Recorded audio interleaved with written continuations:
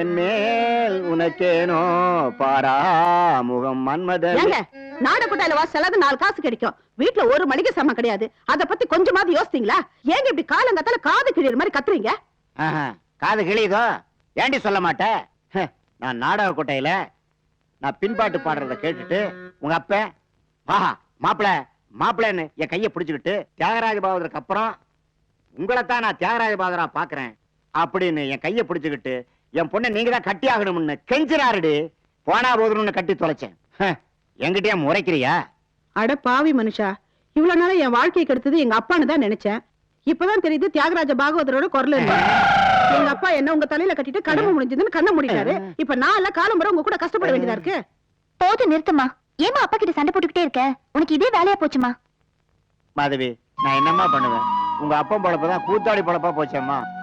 தை மாசம் வரணும்னா நிறைய கூத்தெல்லாம் வருமா. அது வரைக்கும் குடும்பத்தை கடனை உடனே வாங்கி ஓட்ட வேண்டியதானம்மா. அப்புறமா கொடுத்துட்டா போகுது. இது வழக்கமா நடக்கிற உண்டுதானம்மா. அம்மா, அப்பா பாவம்மா.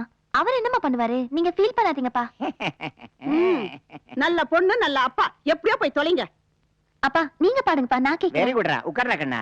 மன்மத லீலையை வென்றார் உண்டோ உன்மேல் எனக்கேனோ